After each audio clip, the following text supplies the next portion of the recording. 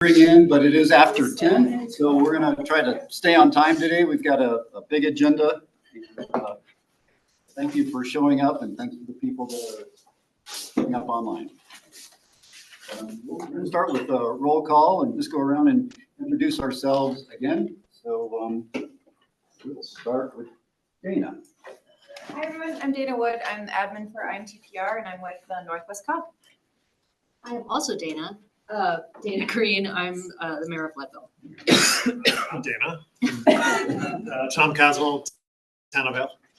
I'm Jessie Spencer. I'm with CDOT and I do local agency and planning support. I'm Chuck Marsh. I'm the public affairs or public information officer with CDOT. I'm CDOT Region 3 Director. Trisha Aragon, city engineer of Sarah Ott, city manager in Aspen. Tanya Allen, Core Transit. Eva Wilson, Town of Avon. Place I'm a planner with transportation development. Greg Hall, Town of Vale Public Works Transportation. Ricky Davies, Eagle County Senior Staff Engineer. I'm Catherine Kristoff. I'm the town asphalt engineer. Zach Higgins, the planning director for the city of Rifle. Iris Callahan, CDOT Division of Transportation Development. Spencer York, and I'm the new planning liaison. Tom Darling, Silverthorne. We're in Spawn, Summit County. Eric Mamula, Summit County Commissioner. Madison Harris, Town of Intern Planning Department. Matt Figs, engineer with the town of Gypsum. Ben, Director of Emergency Management for Eagle County. Don Cronholm, CDOT, resident engineer for Eagle counties. Tom Gozarowski, I'm the Public Works Director at Town of Eagle. Deborah Snyder, I'm the town engineer for Silverthorne. Bentley Henderson, Garfield County. Brian Pettit with Pitkin County. Jonathan Godis, Northwest COG. And then folks online, I'm just gonna call on someone. Vinny. Vinny Tomasulo, Town of Parachute, Economic Development. Michael Irwin. Michael Irwin, Lake County Public Works Director, taking over for a commission that just left office. Chris McGinnis. Chris McGinnis, Town of Frisco, Public Works Director and Town Engineer. Scott O'Brien. Scott O'Brien, Town of Dillon, Public Works Department. Travis Elliott. Travis Elliott, Town Manager in Parachute. Recording in progress.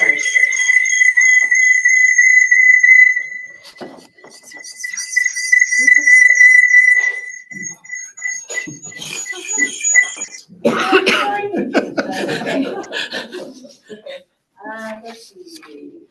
Ann. Ann Martins, Public Works Director, Town of Summit Village. Sam. Sam Marino, Transportation Director, Town of Summit Village. Graham.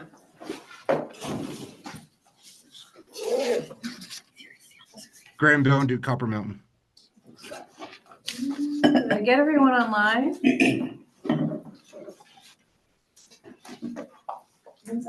Great. Thanks again. And today we've got a conduct an election for chair and vice chair. So we'll go through that. But the primary part of the meeting is to really certify our regional priorities that you have now. And that'll be kind of the heart of the conversation. And then we're going to talk about MMOF funding and go from there. But having said that, is there anything else that anyone would like to put on the agenda or needs to be discussed from a regional standpoint beyond what we have on the agenda today? All right. Is there anybody that would like to make a public comment at this time?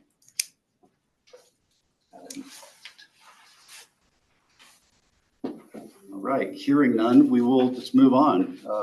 I do want to update you all on our TPO, our boundary change possibility. As you know, last year it was brought up to possibly divide the Intermountain TPR into two TPRs with the line dividing Eagle County in two at the transit line boundary between RAFTA and now CORE. So that was the proposal. It went to the Transportation Commission twice. They deferred it. The second time they deferred it, it was based on legislation that's being proposed by South Central and Southeast TPR. And the reason being is if the Intermountain state law is that you can only have 15 TPRs in the state of Colorado. So in order to split the Intermountain TPR into two, the South Central and Southeast TPR would have to be combined to maintain that count. So what the Southeast or South Central and Southeast TPR did was propose legislation that would allow 16 TPRs in the state of Colorado. So that's in committee now, and probably will make it to the legislation, and we will see what happens there. If that does pass, or if it doesn't pass, I think the Transportation Commission will revisit this issue again. So we'll go from there. But that's where it is right now. We're basically on hold until there's a vote. Any questions about that? Is CDOT taking a position on that? No. Okay. No, I think the biggest thing for us is that to make sure as we go through the planning process, we're kind of considering what could happen, especially with Intermountain TPR. I would encourage you to kind of evaluate as we do the priorities, look at it and consider if it did split, how your two list would look. It's a good time to ask any questions about that. It's been kind of a moving target for a while now. That would be my question is, so that move does influence this planning process that we're talking about, and that would be, both planning regions would be incorporated into the 2050 list? So for now, we are proceeding like we're one TPR. We'll be prioritizing the projects as one. If we do split, then those projects will be split according to the boundary change. I think right. Does that make sense, Matt? And from a timing standpoint, it would more than likely be middle summer, maybe, whenever something like that would happen. And this plan that we're working on right now is really not going to be adopted until fall. Yeah, depending on the window of opportunity, and it has to go to TC for their approval. So, okay. And they may not do anything. Exactly, but I would anticipate if it passes, then they get encouraged to look at it, and it's brought before them. I think they could vote on it as early as the summer. Just the timing of then, the middle of and that's where it would be up to you guys to just. So if you have a good comprehensive list, it's easy to split out. I think just be considerate of there is that possibility. So if you're thinking, well, this is what it looks like combined, and if it splits, it would look different for some reason for the east versus the west. I think you guys need to be talking about that a little bit. But right now, as Brian said, I think we'll put it together. It's all in one priority list. But just consider if it did split along that boundary that's been discussed. And it could split a different way too by then. There's nothing saying right now it's going to split the way that's originally proposed. Anything else? And so we are delaying the IGAs and the bylaws until then, because that could determine that it would be done. So, anyway, we will move on to, we need to elect a chair and a vice chair. This will be a 2-year term based on how we wrote bylaws, what we drafted so far. And so I don't know if anybody submitted their name. I did submit my name. I will do this one more time. One time. Are you being George Washington right now? We do. I mean, this is a chance to lead this region and you chair and you represent this region at STAC and kind of peek behind the CDOT curtain to see how things are done there. So if anybody's interested in it, this is a good time to submit your name. Greg. I'm not interested.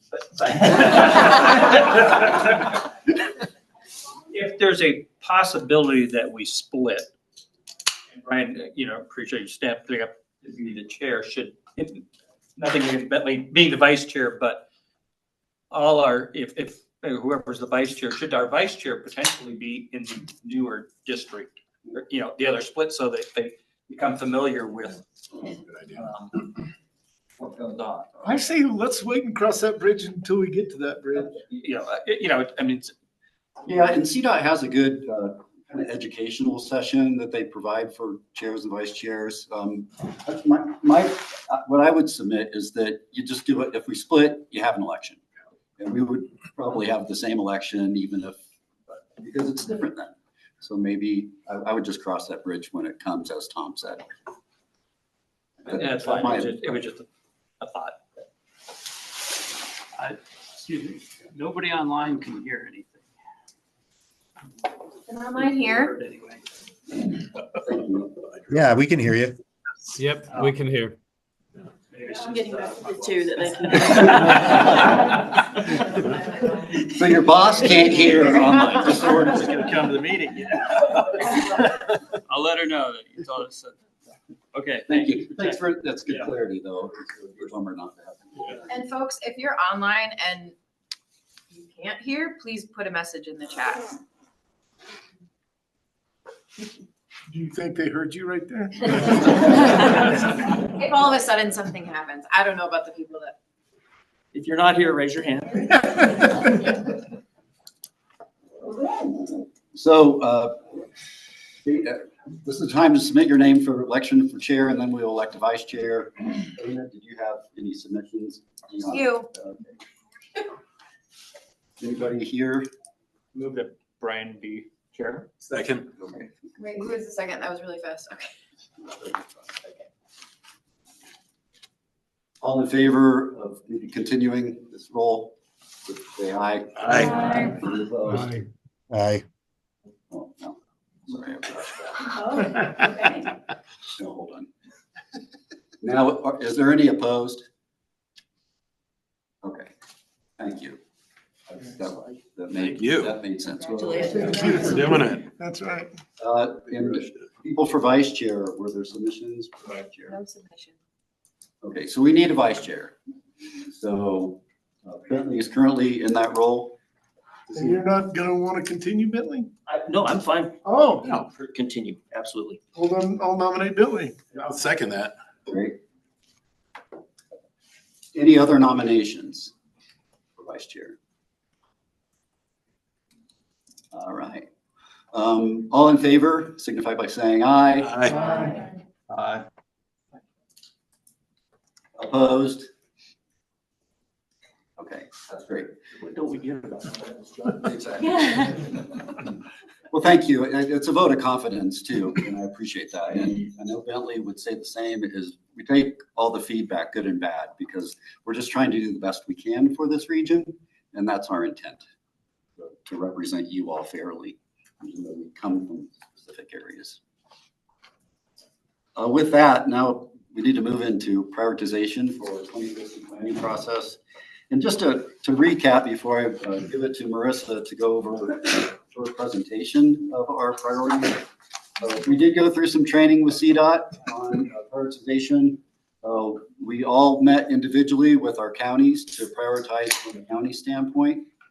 Those priorities then were given to what we call an executive committee, and made up of your county representatives and the 2 transit agencies. We met for probably 3 to 4 hours in a very small cramped room with a lot of food. And, Was there smoke? It was kind of dark though. it was kind of dark. We all played poker.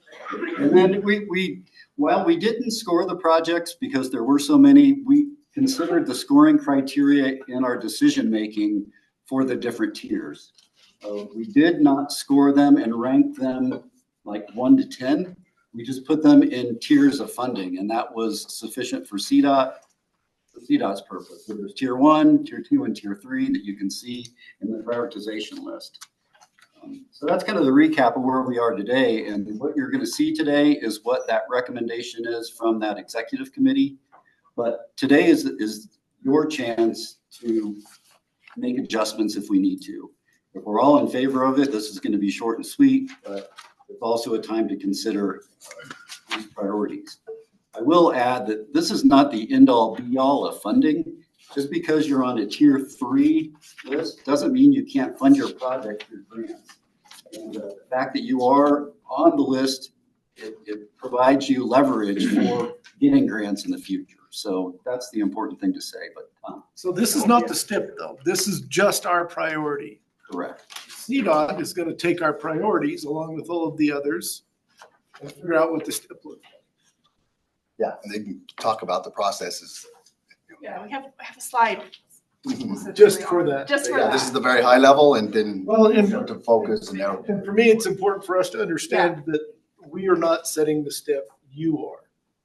Well, yeah, we have, there's, I would say, two tracks. We have our 10-year plan, right? And that's prioritized. We'll look at this plan and all the other plans around the state, look at your priorities, look at our PD 14 performance measures, what we need to achieve for our state, and that sort of your regional priorities and those objectives sort of help build our 10-year plan. So that's one track. But then there's other sources of funding. You have RPP, you have MMOF, transit grants, all sorts of things. And then you can look to this tiered list and also your broader database of projects that, I think Mark went through that at your last meeting where you have, I think, over 200 projects in total.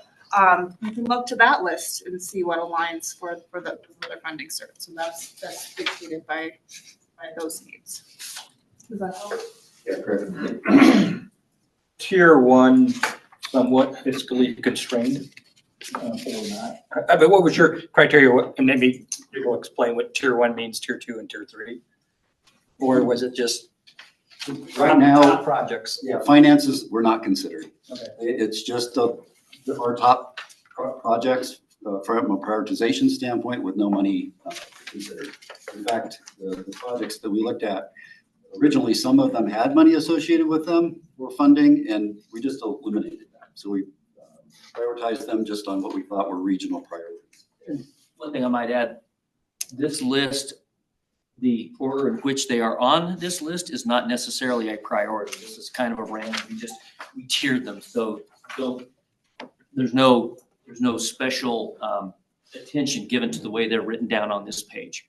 But I think that's important for everybody to know, because we just wanted to get the ones that kind of floated to the top from each county on the sheet. And we didn't, when we met, we had a conversation with Marissa and her team and Darius, and basically came to the conclusion that really if we number rank them, it really didn't matter that much, because there are opportunities that CDOT may be aware of that we may not, where there might be a chance to combine some funding or to merge projects together so that they get some economies of scale. And so even if we had prioritized them on a number basis, they may be taken out of that priority if there's an opportunity to work on them in a different priority from CDOT's perspective. So this is kind of a random listing of those top tier priority projects. No, I think it's a good point. And it's good that it's a big list too. And as Marissa said, there's future grant opportunities come about. Those grants all have different criteria. So it's good to have a very diverse list that, we might have to even go to tier 2 or down the line. If there's certain grants that we see that's a good fit for one of these projects, we can jump through your list and figure out what works. We can mix and match. Before we keep going. Yeah. And the exit 203s actually should say Frisco after that. Oh, yeah. It's a Silverthorne. Okay. It's That's a great catch. a Frisco project. It's a part of it, but yeah. Start annexing it? What was that? You're not annexing it? No, not yet. News to me.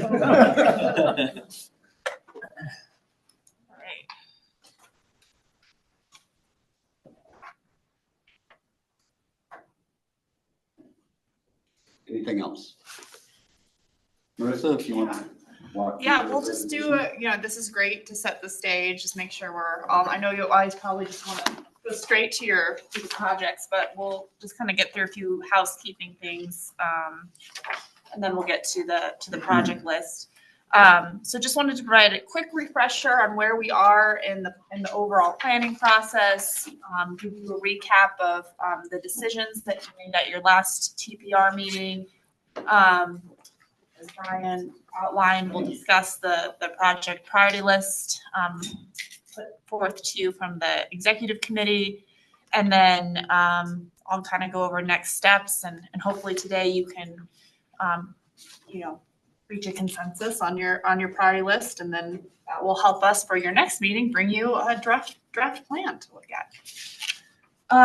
So just, I'm sure if you've been attending these meetings, you've seen this slide before. Regional plans are really the foundation in which we build a lot of our statewide plans and come up with funding structures that go from high level long range plans into the 4-year SIP, eventually for funding. So just sort of how they all build up into each other and form each other.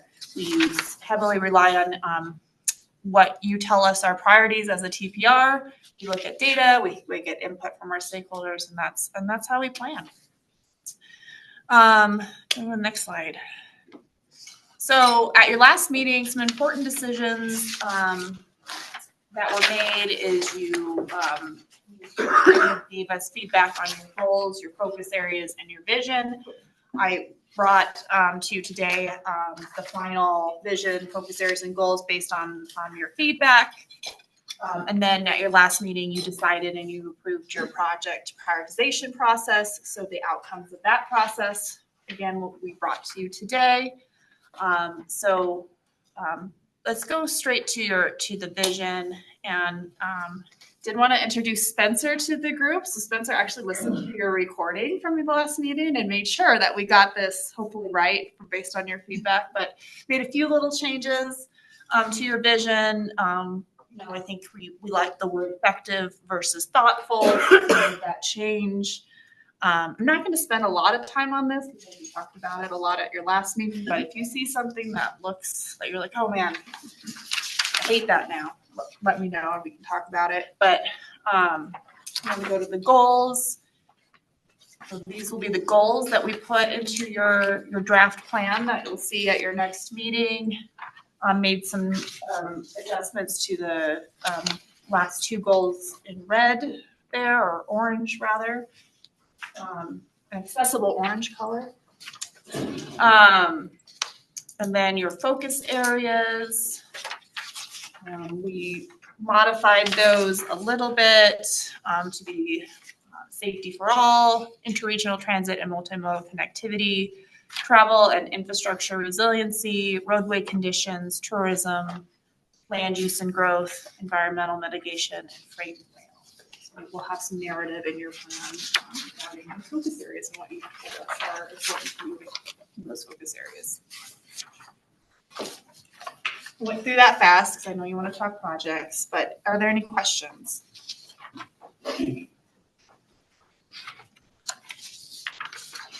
This is Mark Rogers. Just as an FYI, I texted Dana or chatted her. There's the link in the calendar invite is not the same as the link that's in the agenda.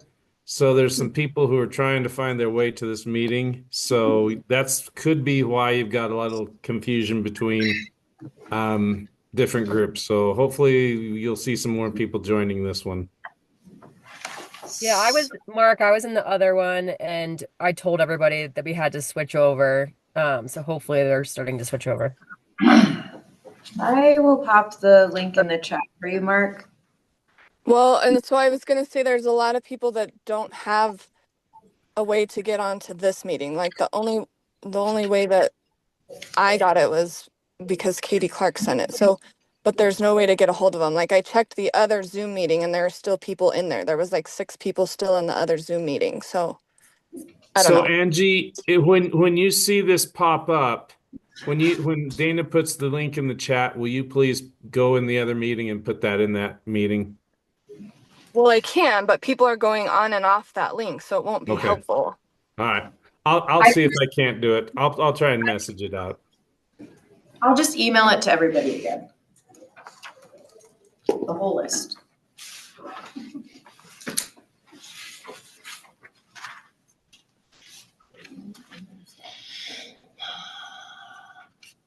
I'm just going to pause here for a second. I feel bad that not everybody is on that wants to be, so you can just be patient for a couple minutes. Which of those other people want to chair and vice chair?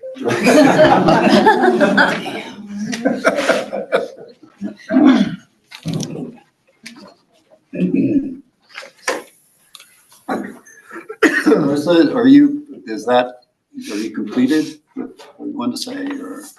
Yeah, really, unless you guys tell me otherwise, that's what I need, at least for the focus areas and goals and your vision. I'll wait to talk the project list, or if you want to talk through the project. I did want to say that we, the tier priority projects are in your packet. We did take a first go at mapping the tiered lists. We tried to, as best we were able, link these priority projects back to your long database of projects, your 200+ project list. I think maybe some of the project names might have changed slightly. So if, or maybe they're a new project from the county. I mean, the ones that we couldn't cleanly link to the database are highlighted in orange. So maybe we could use your help making sure that we know which project this corresponds to in your database, and then we can assign it at the ID or give it a new ID if it's a new project. And with a couple of these, there's multiple IDs that were associated with the project. So for the mapping purpose, that didn't really work. So we'll in between now and the next TPR, we'll make those clarifications and get all that squared away. But yeah, for the ones that we knew, we did map them, and I think we're missing maybe some might have been missing some location information. So I'm working with Region 3 and you to make sure we have that by the time by your next meeting. But I think we were able to map the majority just to see them on the map. So it's really a lack of understanding where that project is located. Is that? Well, we know where some of these are located that aren't mapped. We just want to make sure we get it right. And we'll be going back to just get those project locations really dialed in for the actual plan. Sounds good. Well, it's location and scope, isn't it? Yeah. Sounds like you guys need clarification. Is it the same scope that we had prior?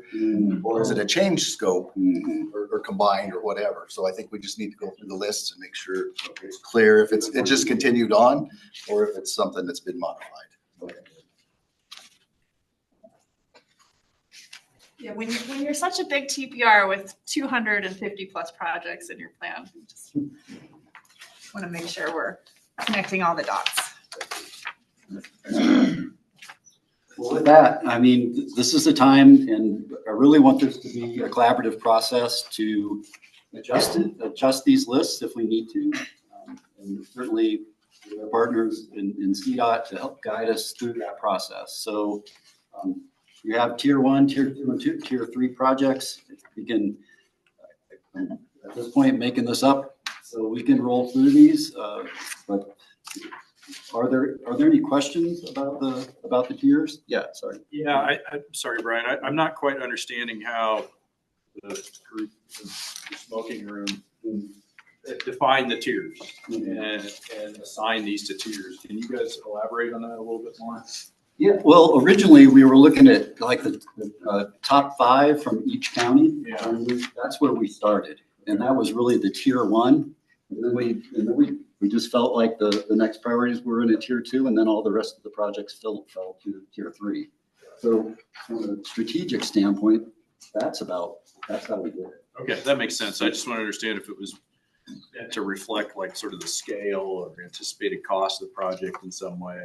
Cost and scale were not considered. It was really what felt like regional priorities based on our scoring criteria. Great, thank you. And then I guess is our objective to sort of rank these 1 through 100 irrespective of the tiering, or rank them within tiers, or how do you think we should approach this? Yeah. My understanding from Marissa is there's no ranking necessary. Okay. The tiers provide the function that CDOT needs for funding. Okay. That is the ranking tier. Yes, right. Yeah, that's right. So it's really moving projects within the tiers. That's what we're looking at. So that's good clarity, Tom. Thank you. Yeah. So can I just clarify a point on Tom's question? The top 5 from each county are supposed to be included in tier 1? That's how we started. That's how you started. That's how we started. But not everything then fell through that way. That's right. Because I have a pitch coming. That's why we're here. Yeah, That's why we're here. Exactly. So I don't know if now's the time to pitch or if we have further questions on the process. That's important to understand the process too, and make sure everybody's. Let's finish the process piece first and then we can talk project. So if a project goes from tier 2 to tier 1 in this meeting, does another tier 1 project come off and go to tier 2? It's a great question, and yeah, I'll have to defer to Marissa. Is there a number of projects that we ought to be considering the limit in tier 1? I know we talked about having the top 10 in our executive committee, and then we kind of we went a little further than that because we had others we wanted to consider as tier 1. I mean, we recognize that the Intermountain, we started the conversation off with you.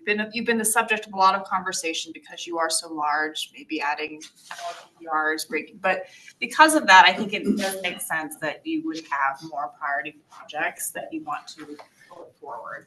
We don't have a hard number that you have, like, we're not going to say you have to have certain number in your tier 1, certain number in your tier 2, but it, you want to make sure that it's, that these are clear, that these are your highest priorities, and you don't want to dilute that too much by having every single project on your list in your tier 1.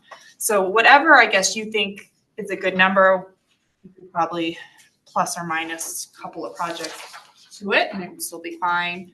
But that, maybe if there's you all agree as a TPR, there's a tier 2 project that you think, based on, I think the criteria is in the last page of this list here, that you can justify based on the criteria that you agreed upon, makes better sense as a tier 1, then let's talk about that and maybe swap one to be tier 2 instead.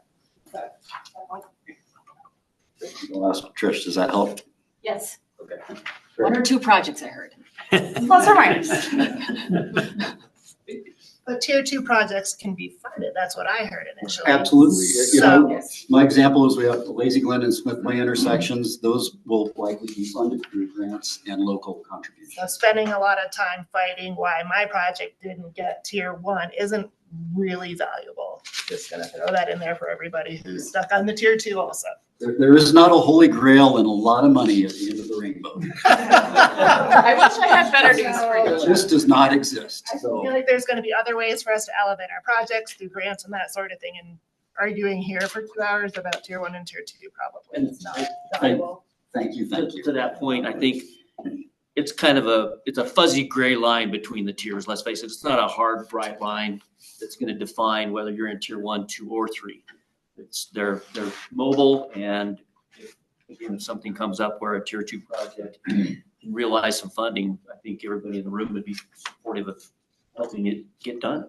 Just more stuff to happen in our. We realize we're going to go through the process, and as we get down to the STIP, we're just talking about that 4-year plan at the end.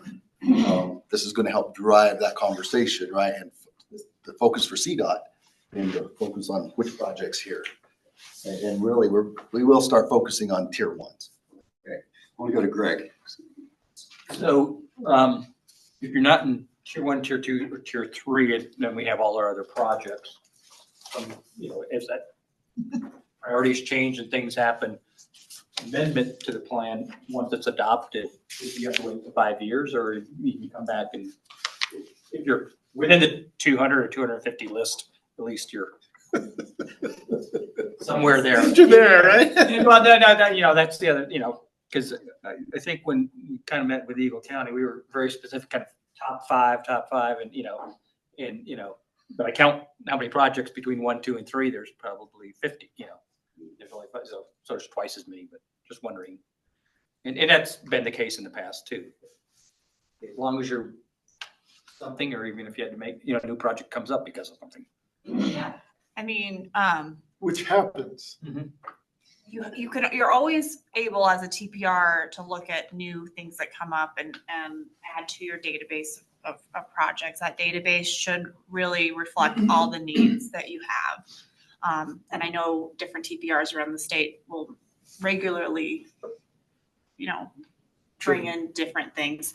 I think, at some point, we need to kind of lock in your tier one priorities because we'll be updating our 10-year plan in the next year, and that's what we'll look to. But for as terms of other things that come up, new grant funding, definitely encourage you to always keep track of what you have in your list and let us know if you see things that are missing. So as we get into this and look at shuffling projects around, sounds like people are interested in doing that, and that's fine. That's the purpose today.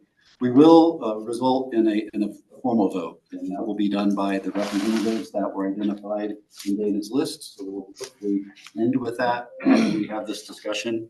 And in the midst of this, I would like to talk about projects that could possibly be funded that are tier one priorities, and whether we remove them or we leave them on tier one, even if they have funding available right now. So that we'll have that discussion in the midst of our conversation.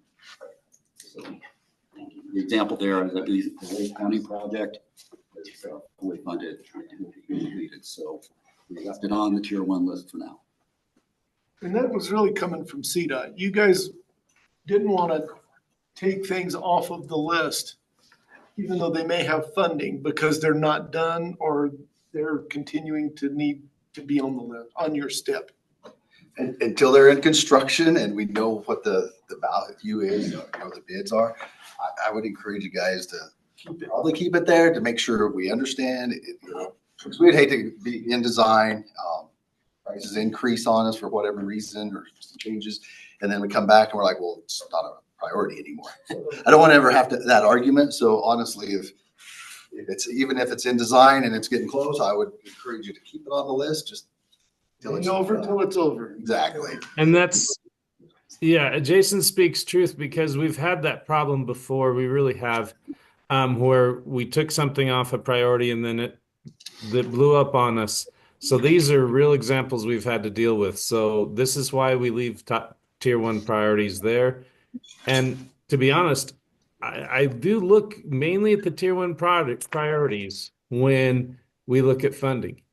And just the needs of the Intermountain TPR are so huge, we have to have the top of the top of the top to look at when we make these decisions. And Jason, speaking of that, I'll put you on the spot now. Maybe this is a good time to talk about funding that has become available in the recent past with regard to a project that's on the tier one priority list. Yeah, so right now Region 3 sees an opportunity. We can take the Exit 203 project that we have up at Frisco. That was originally planned to be 2 phases. Part of it's get funded now, part of it's in the future plan. We have some funding that's saved up on previous projects, some rollover. And so right now we're looking at putting those 2 together, those 2 phases, and delivering it as one package, this entire thing for the efficiency, which I think is good. We'll save on bid costs and potential inflation in the future. And time and impact to the community, right? 2 phases versus 1. It just, if we can pull this off, it's good for everybody. Painful, yeah. This off the list, right? So we're working on it. Karen and her team is right in the middle of it right now, trying to figure out, is it doable? Looks like they think it probably is. We have some right of way that's, in there that's it's kind of contentious. We're trying to work through that problem. But if we can pull this off, then we have to figure out the steps through our commission. Do we have to go to them and ask permission? What level? That kind of consideration. But we're working through that with our headquarters right now. But it looks like we'll be able to do this. But I encourage you to keep it on the list. Again, don't take it off. I'm not taking that off. I think it's one of the top priorities. We've been working on this for a long time. So yeah, I would keep it. Thank you. Yeah, when we drove by it today, it was backed all the way up. Yeah. Yeah, it's a hazard as far as it backs up on the interstate, right?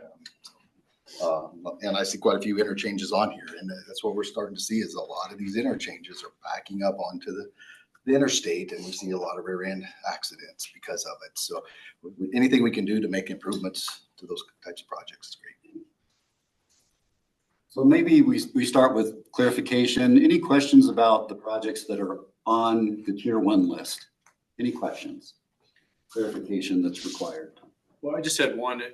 When I look at that final project list in tier one, I see in Summit County, the Highway 9 north of Ute Pass, which was ranked 5 in the Summit County list, but skipped ahead of some of their other projects in Tier 1. And based, I'm curious to hear from the Summit County rep, how did you guys change your minds on that? In the end, it's something that CDOT was already looking at. So when we were talking about this list, part of it had to do with plans that were already done.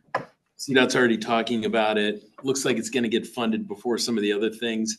I don't know that the top 5 when we got it was necessarily in order top 5. That's just how it came out. So, we sort of did some of this stuff just based on, it looks like that's going to get done. So let's put this on this first list. That's really what it came down to. Pragmatism is what it is. Yeah, there was a lot of pragmatism when we were talking about this list. I mean, everybody wants all their projects on the Tier 1 list, but in talking to the CDOT reps, well, they're like the Frisco one, there's already plan set. I mean, that's got to be on that list. The same with the Ute Pass thing.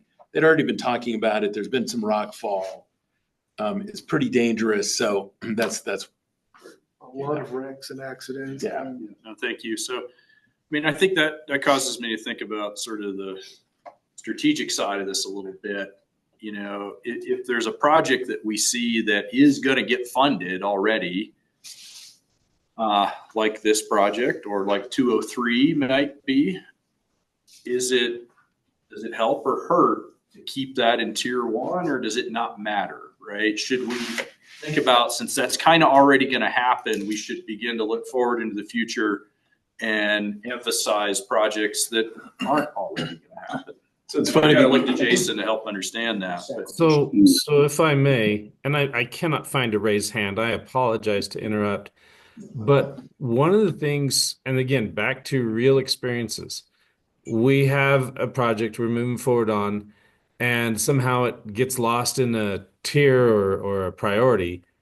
The transportation commissioner will say, or I've had public say, well, why is that on here? That's not a priority. And it's like, well, it was, and we took it off because it was funded. These are real life. That's why there's not, as Marissa said, there's not a limit. There's not a limit to Tier 1, even though I say we want your best of your best of your best. But again, there's not a limit to it. So there's not that issue. Does that help? I think what you're saying is all right, if we got 2 projects that are basically funded, can we add 2 more to Tier 1?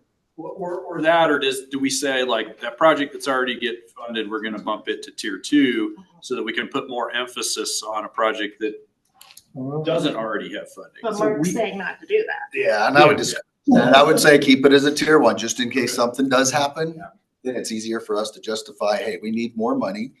It is a Tier 1 project, and we can go through whatever process we need to add if needed. Okay. And that's why I asked the question, was to kind of understand that strategy. This is a huge, if you start trying to add up some of these projects, right? We had a long drawn out conversation about Vail Pass. And it's not limited. And about why would we keep Vail Pass on the list? It's, but it's half done, and the reps. Not even half, Whatever it is, your rep was like, look, we got to keep it on because we're worried we won't get any more funding. And since we had a vote at one point that pushed that through as a priority for this TPR, that's why that ended back on there. So I think to the director's point, that's how we sort of arrived at some of this stuff. Even though it looks like it's maybe going to get done. Yeah. So. No, that's great. And thanks for that information, and I think it's important that we have that a little bit of discussion, understand strategically, are we setting the right projects up for the best chance of success? And it sounds like we are in the way this is structured. And if you need to put an asterisk beside that one, it's potentially funded, I think that's fine too. So you kind of have an idea through your Tier 1s. But, and then if you want to add another one or 2, like I said, we don't have a limit necessarily. This is Karen Bertollet. I just wanted to add that the Highway 9, I think we're calling it the Ute Pass project. It's really a series of resurfacing and some road relocation projects and geohazard challenges on Highway 9 near Green Mountain Reservoir, and that project is not fully funded, but it's something that has drawn our attention in recent years because it is the detour for I-70 when the canyon closes, and is an area that needs a lot of attention. Yeah.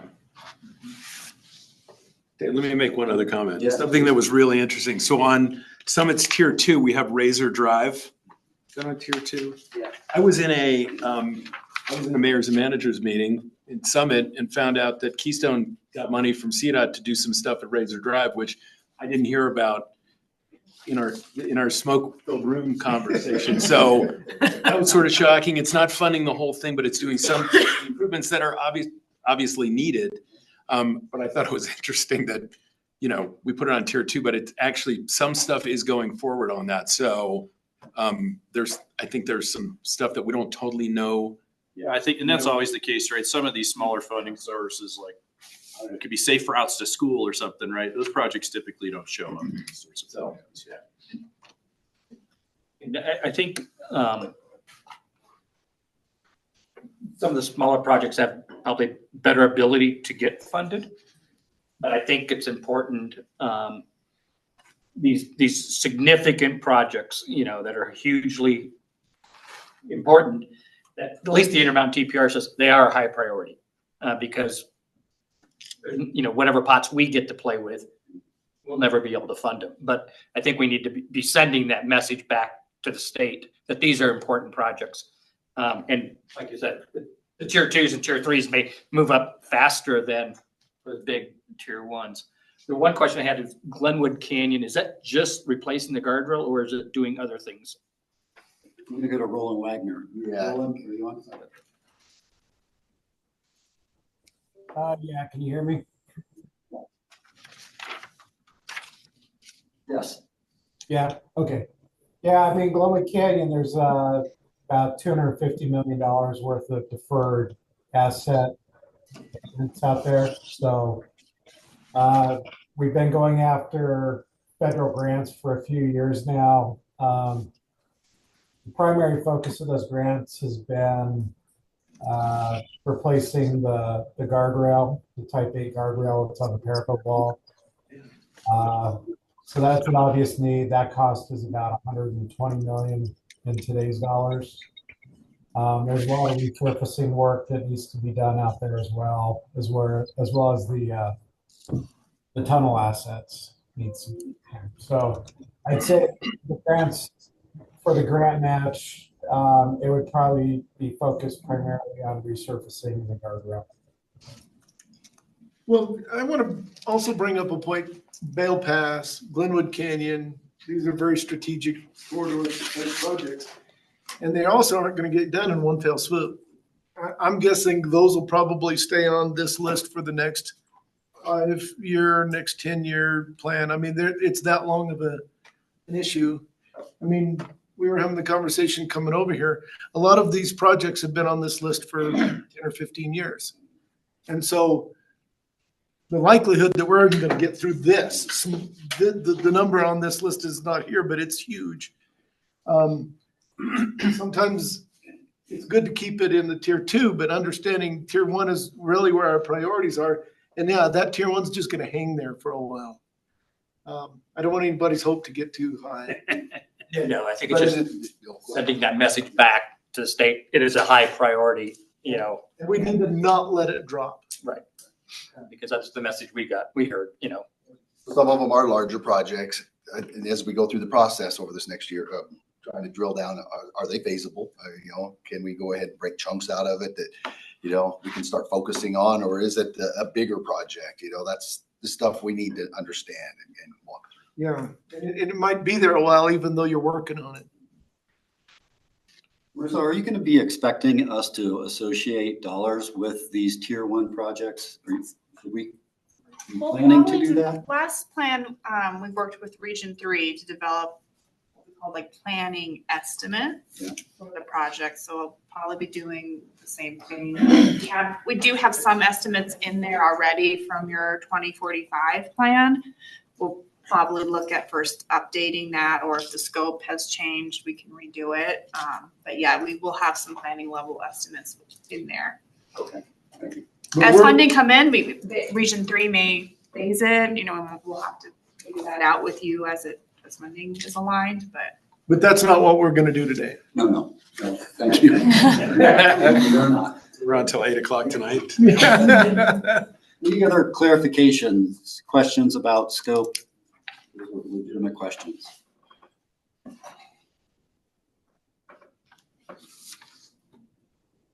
That's just, are there any changes that anyone wants to propose? I got you. Yeah, go ahead.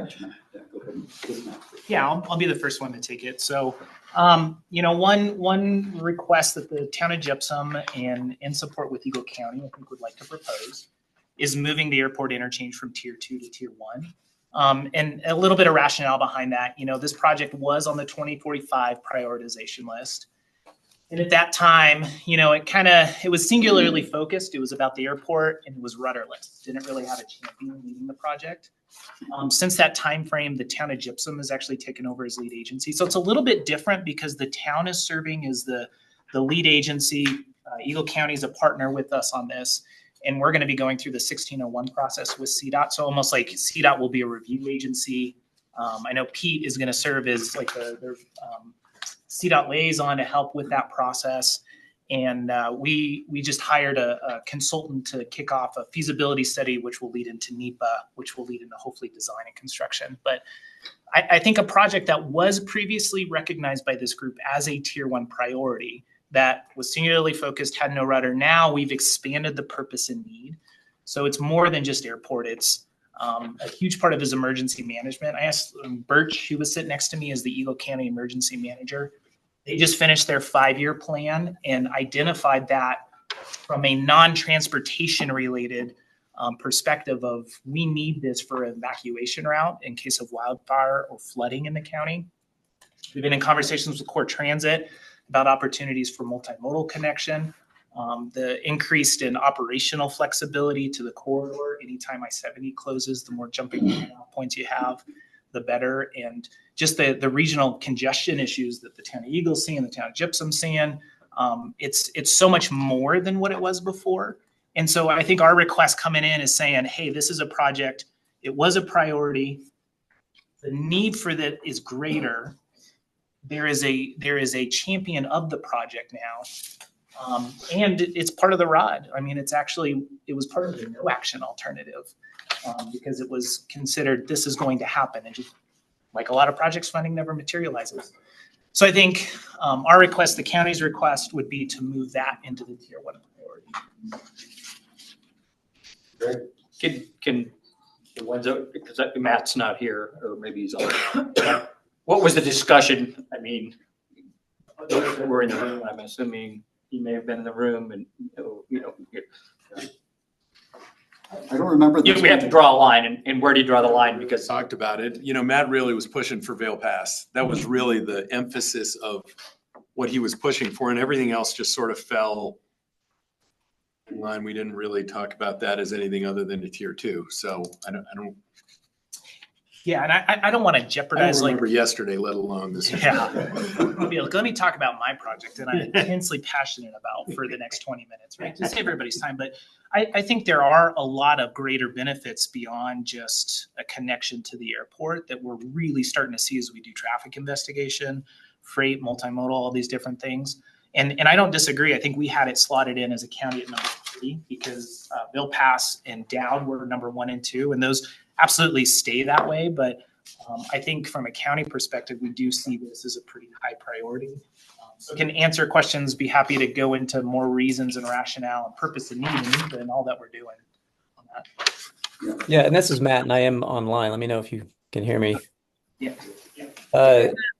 So the airport interchange is one of those two that has been there and been big for a while, and it has been moving recently, even since we had our last meeting in that smoke-filled room. Yeah, and it is. There are other considerations as it's moving forward, more with emergency that is the county's greater concern. we do see the great opportunity for just moving existing traffic as it is, but we are starting to become much more cognizant of this as an emergency route as well. So it has been evolving, and I think it is one of those things too that it was probably a pretty good example of we'd love for it to be tier one, but not everything can be tier one. So the county does support if we can look at that as tier one to move it up, given that conversation we've had about how many do we have and what are the criteria.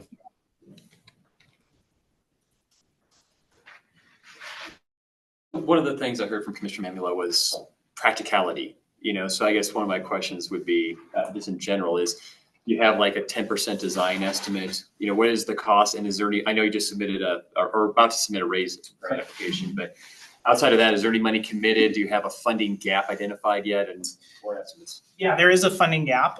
We're less than Dowd and Bill Pass, so that's a win. There's a funding strategy that the town has employed right now, and part of that is gathering a local coalition of funds, including many town funds, to seek federal grants for this project. I think some of the advantages that we have is there was a FONSI that was signed on the project in 2005. So NEPA's done. We have to do a reevaluation of that because it has expired, but it's only a reevaluation.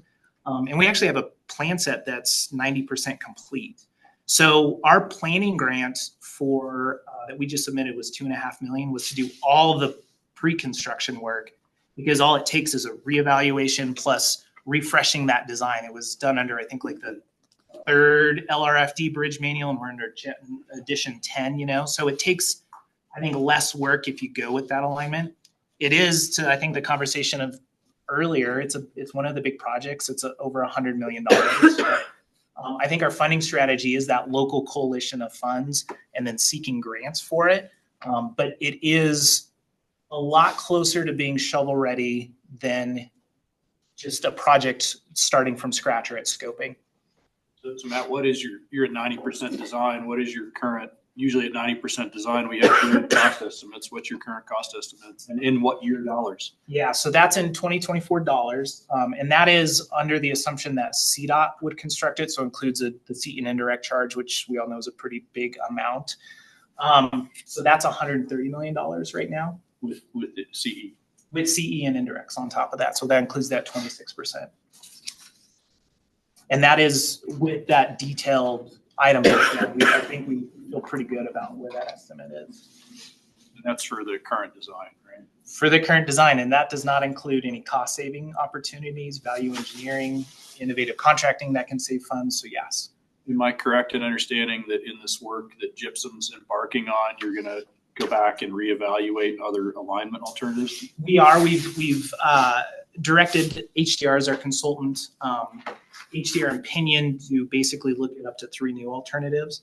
We have re-engaged the Union Pacific Railroad to see if there's any opportunities to advance with them.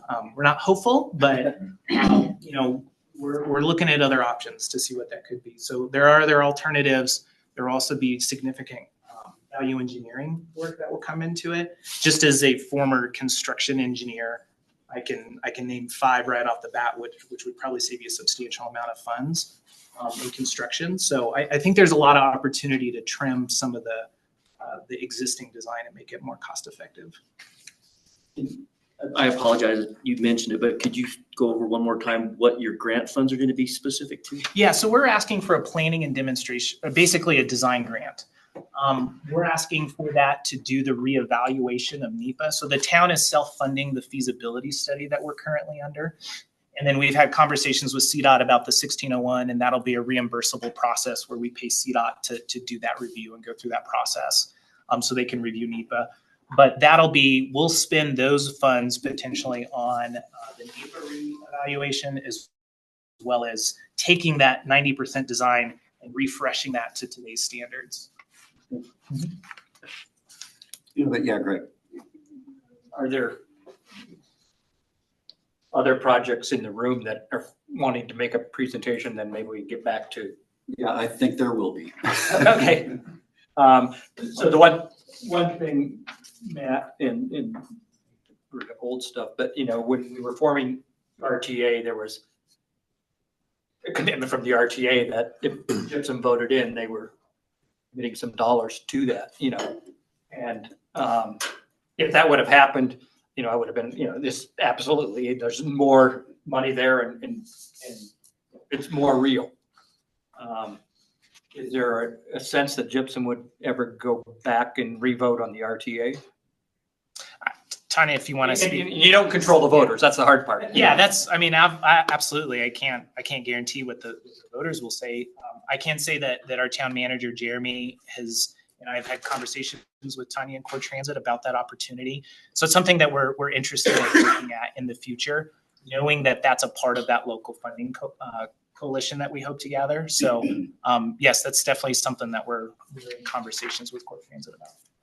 And I would just add, from a general perspective, the Core Transit Board feels pretty strongly that Gypsum's a natural member of the Transportation Authority. When and how that comes about and what the terms are, I think, there were terms on the table at that point, and when a new conversation comes up, the terms will be open for discussion. But I think there's great interest in seeing Gypsum become part and figuring out how we do that. I want to move on, and if there's any final clarifications on this project. I would just say that one of my other hats is I work on the 1601 interchange program with the regions from the headquarters perspective, as far as shuttling the projects up through leadership, because any new interchange obviously has to be approved by Transportation Commission. And I would just say this is I think a more unique project than most of the reason the new interchanges are being asked for on the Front Range, but because here you're not really doing it for a lot of new growth and development around it. I'm assuming, I don't think there's a lot of room for that. I mean, there's growth as far as population base, but there's this host of other issues that make that, it's not like a development's coming in and you have new shopping centers and that's driving the need for it. So correct. Yeah, just noting overall, there's just been if you're thinking about your strategy, the general attack on new interchanges has not been it's a super high priority for CDOT funding. Yeah. But and I think that's part of why the town has taken that on to kind of be, it's almost like you could consider it a local agency project in a way right now, because we are doing the work and trying to go through that approval process. But very understood. I appreciate that point. We're going to move on then, and I believe, Matt, you had another project that you would like to propose moving. Yeah, I do have to say, ouch. I mean, I think Highway 82 Southbridge went from top 5 to literally the bottom of the tier list, 3-tier list. And the conversation I'm hearing right now is the projects that are going to be the most successful should be toward the south of the list. And I guess I don't understand why it dropped so much. You're considering it an off-system project. That is not even slightly true. Highway 82 is more than half of the $84 million that we're going to spend on this and is required to be built by CDOT. That stretch of road at 0.4 miles in length in the last 14 years has seen 8.1 accidents per year. It is an expressway. They label expressways at the 100 million vehicle miles traveled, just so you know, for comparison. That's 14.4 cars per year. That is 4.4 times the injury rate of a standard expressway and 298 times the fatality rate. If you look at this stretch of highway, that's 0.4 miles. So I don't understand why. I thought I had explained to Bentley and the Garfield County crew, this is not an off-system project. This section of road needs to be improved. It's just like CMC interchange or exit just down the way. It is a fatality and accident target. It is horrendously designed right now. It is more than equal to almost half of my project at $42 million of the budget. So it is an on-system piece that we're looking at as an off-system. The federal government thinks it's a pretty darn important project. They gave us $49 million. I think I'm in the tier 1 of the federal government at this moment. I'm just not sure why we're not in tier 1 with a project that has $70 million already. I'm about $15 million, $20 million plus or minus short. I'm not getting a whole lot of partnership yet from the surrounding areas. So I'd still like to go after more grants. And if you're in the tier 1 of this thing, I guarantee you the grant people look at that. I don't care what you say about tier 1, tier 2, tier 3. If you're in the top 10 of the tier 1 of the IMTPR, people will look at your grants more successfully. I feel like that's why we got $49 million from the federal government. So I'm kind of disappointed that we went from top 5 to literally the bottom of the list on a project that we are planning on construction in 2026. I just need a little bit more support. Any questions about this project and any comments about it? Who just said it was off system, on system? Was that CDOT or was that, I mean, is that just? We talked about it as the committee that prioritized these, put them into tiers and made that call. Okay. That's fine. CDOT stayed benevolent. No, I didn't know if there was a definition for some reason. We attempted to clarify that with the cost associated with it, with what went to the smoke-filled room, and basically cut that cost in half and said, I'm not asking you for anything over here. I got that covered. That's my problem. But what we're being asked to do on Highway 82 needs to be done, whether it is us or it is CDOT that does it. The light needs to be corrected. Red Canyon's connection, Holy Cross's driveway, all of that needs to be reconfigured. Is it a couple bucks less because you're not adding a turn lane for Southbridge? Sure, but it's still in that $20 to $30 million project for CDOT, and they're going to have to do it at some point in their lives. There seems to be 5 projects on the tier 1 from Garfield County, and this would be a 6th one. What is the feedback from Garfield County on how these 6 projects rank? Well, we took the ranking of the projects that we had when we had our town meetings, and then identified, like, say, for instance, I'm curious about State Highway 139. that one was driven somewhat by CDOT because the condition of the road. But what I was going to say is that there are a couple of projects on here that the Newcastle interchange down there near the bottom already has gotten some funding. So it will continue to be a priority for Garfield County. Still was a high priority for Garfield County in context of, again, traffic backing up onto the interstate. So we took that list and included it into conversations that we had with the executive team, and that's kind of how it played out. So I'm not sure if that answers your question. Well, this would be another project that is a priority for Garfield County. Out of these 6 projects, do you have a shorter list? Yeah. Can you drop one Can you off? reprioritize, I guess? Well, look on, the second 2 pages, there are a number of Garfield County projects that did not make the top tier group either. So, yeah, we did identify the priorities internally and then took those to the larger group, to the executive team for consideration. Is there one that could drop off? Possibly. I don't know. I would have to take a hard look at it. Highway 139 probably could, but I think that that's a priority for CDOT because it's. So if I may to explain 139, and I think I've brought this up before, we have a flat grant for $10 million. That's already a done deal. We have to match it with an additional $10 million. We have other asset management projects or other asset management funds going to that. That is at the top of the pass over by Utah. Probably a bunch of you may not even know it probably exists, but we have a responsibility to maintain that and to keep it in good condition, and it is falling apart. That whole highway between Mesa County and through to Rio Blanco County is having problems, and the top of the pass is in Garfield County. We have this grant. We need to match it, and we need to have this as a top tier so that I can legitimately say that this is when we put some RPP funding or other regional funds. And this is the thing I'm trying to get to. There are projects that are regional that just demand our attention. I vote that we just de-annex that and give it to Northwest IMTPR and let them. Are you gonna say Utah? Or give it to Utah. Yeah. They have so much. That would solve our problem more. Just to quickly, and I'm not defending Bentley here, I will say this though, because we do focus on the county designation. And I think we ought to look at that, but in the terms of Garfield County, Glenwood Canyon was put on by CDOT, 139, the same. So just consider that this is a regional plan. While they have county designations, we really want to look at it regionally. Just as a point of order, is this our plan or is this CDOT's plan? Because if this is our plan to CDOT, then shouldn't we be driving it to CDOT?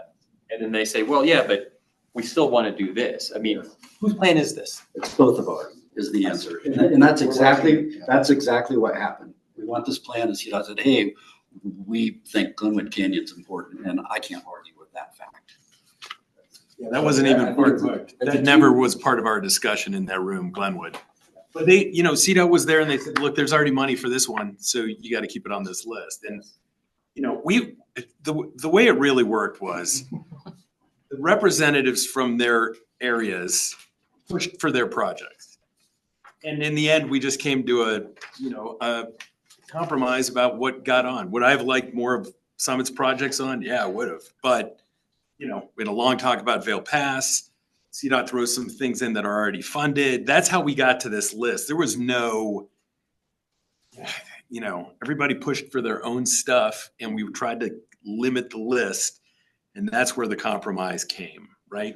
I mean, so. And we're talking about match project. I'll get to you in a second, David. Yeah, I'm sorry. And it really was an off-systems consideration. And Matt, maybe yours is a similar situation as well right now because there's no interchange there. There will be if it's constructed, I understand, and I don't want to get back onto the project. But Matt, that was really kind of the crux of why it appeared on the tier 3 in its current configuration was its off-systems. Just as a point of information, spent a fair amount of time with those Highway 82.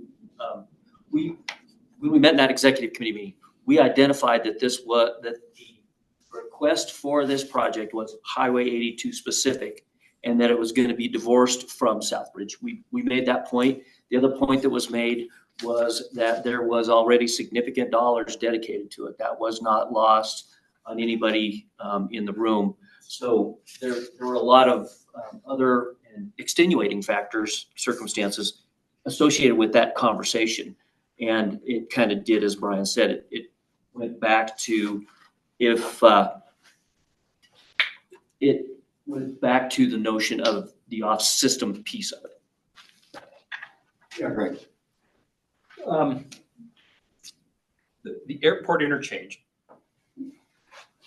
The interchange is on system. The connecting road, will that be off system? Because Highway 6 is not it's off system. Yeah, they've gotten rid of that, right? Is that old US CDOT devolved Highway 6. Well, yeah, it's no longer a system. Right. And like in Avon, I think you guys have Avon Road, but in Edwards, it's still system connecting to Highway 6 and. That's why there's a flashing left. Which is kind of, the same, I don't know, but I mean, we're kind of, and I've been in the smoke filled room before. Tom's been in the smoke filled room. It's tough. It's tough. I really appreciate the people that were in that room and spent 3 hours trying to argue this and trying to go, which way, at some point you have to do that. And thank you for all that work. But Sarah, I guess for just a second, Sarah.